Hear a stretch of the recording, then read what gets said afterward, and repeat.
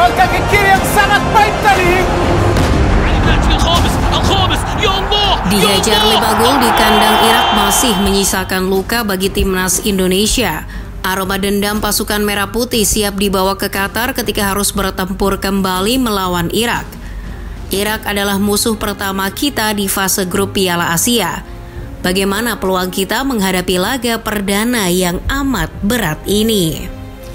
Jelang laga yang akan dihelat di Ar-Rayyan Stadium Senin 15 Januari 2024. Kedua tim kini sedang mempersiapkan diri dengan matang. Pertemuan kedua tim di babak kualifikasi Piala Dunia 2026 lalu di Basra sudah mereka lupakan. Pelatih Irak, Jesus Casas, tak mau jumawa dengan kemenangan 5-1 di Basra. Menurutnya, Indonesia adalah tim yang berbeda di setiap kompetisi.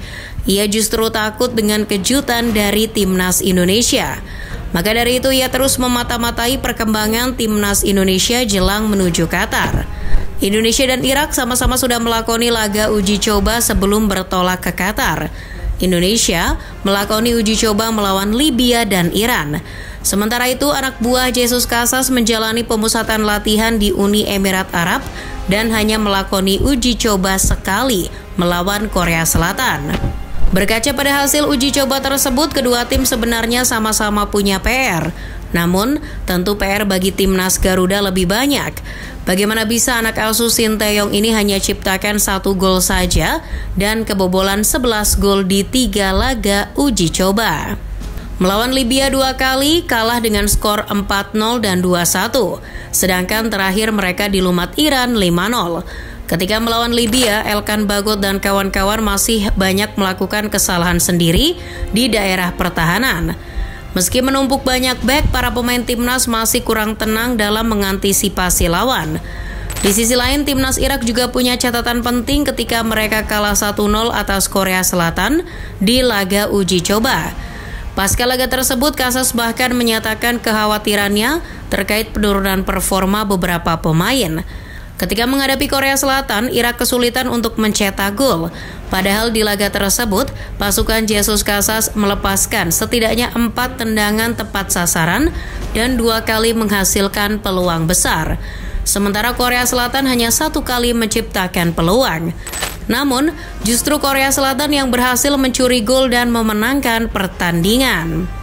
Melihat situasi yang kurang sempurna di internal Irak, artinya ada secuil harapan dong bagi timnas kita untuk paling tidak menahan Irak. Apalagi jika menengok mental timnas Garuda selama perhelatan Piala Asia. Perlu dicatat ya, timnas Indonesia ini selama 4 kali ikut serta di Piala Asia, tak pernah sekalipun mengalami kekalahan di laga perdana. Di Piala Asia 1996, timnas berhasil menahan imbang Kuwait 2-2. Bahkan, gol timnas keren diciptakan dengan cara salto oleh Widodo Cahyono Putro. Kemudian di Piala Asia 2000, timnas kembali bisa menahan imbang Kuwait 0-0. Yang spesial adalah di Piala Asia 2004, timnas mampu mengalahkan Qatar 2-1 lewat gol Ponario Astaman dan Budi Sudarsono.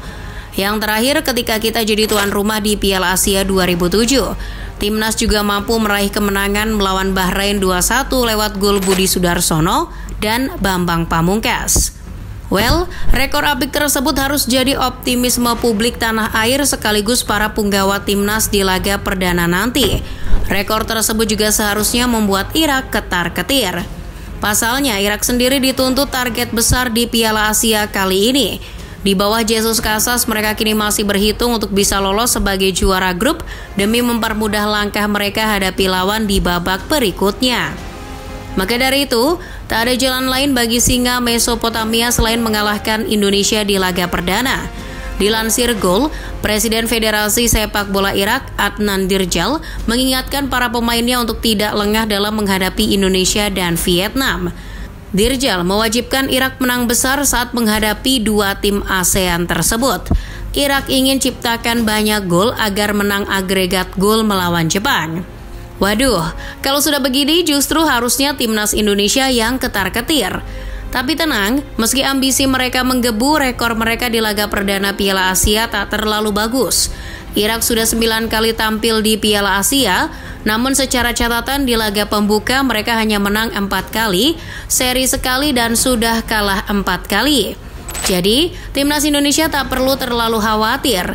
Yang terpenting bagi kita sekarang harus segera evaluasi tim dan segera cari tahu formula untuk tidak kalah lagi atas Irak. Belajar dari pertemuan di Basra, harusnya Coach Shin belajar. Apakah strategi bertahan dan gunakan serangan balik akan jadi pilihan tepat bagi timnas? Kita ingat format bertahan dengan 3-4-1-2 atau 5-3-2 ketika melawan Irak di Basra tetap saja mudah ditembus karena kelengahan bek-bek timnas. Banyak gol yang tercipta berasal dari kesalahan sendiri para pemain timnas. Namun apa boleh buat, Coach Shin tetap yakin akan mengandalkan strategi tersebut di Piala Asia nanti. Pasca dibantai Iran, ia mengatakan bahwa akan terus fokus mematangkan pola bertahan dan serangan balik cepatnya di sesi latihan khusus. Pasalnya kalau melihat calon lawan, menurutnya pasti akan lebih banyak menguasai bola. Irak bagaimanapun akan menguasai bola untuk bisa terus menggempur pertahanan timnas Indonesia. Maka dari itu, Coach Shin harus siaga dan terus meningkatkan fokus dan kedisiplinan pemain belakang kita. Irak ketika membantai 5-1 di Basra sering melakukan percobaan serangan dengan mengirimkan umpan lambung ke barisan pemain belakang kita. Hal itu wajib diwaspadai. Pasalnya bentuk serangan seperti itu sering membuahkan peluang bagi Irak. Misal ketika terjadi gol bunuh diri Jordi Amat. Selain itu, pemain yang mencetak gol ke gawang Nadeo seperti Bashar Rassan, Osama Rashid, Yusuf Amin maupun striker Wimbledon FC Ali Al-Hamadi tetap harus dijaga ketat. Oh iya, Irak juga punya senjata tembakan mematikan di luar kotak penalti. Jadi lini tengah timnas seperti Ivar Jenner maupun Mark Klok harus fokus mengantisipasinya. Tak hanya berpikir bagaimana kita tak kebobolan oleh Irak, namun kita juga harus berpikir bagaimana caranya mencuri gol dari mereka. Skema serangan balik yang akan difokuskan khusus oleh Sinteyong tentu harus butuh pemain cepat di lini depan. Yaakob Sayuri yang mencetak gol melawan Libya bisa jadi solusi. Bagaimanapun ketika mendapat peluang sekecil apapun, rumusnya harus seefektif mungkin dimanfaatkan. Gol Patinama di Basra adalah contoh di mana kita mampu memanfaatkan secuil peluang dengan efektif. Oh iya, jangan dilupakan juga skema bola mati. Lemparan ke dalam Pratama Arhan, tendangan bebas, penalti maupun corner juga harus jadi senjata alternatif. Well, dengan beberapa catatan tadi, timnas Indonesia harusnya lebih siap dan pede hadapi laga perdana.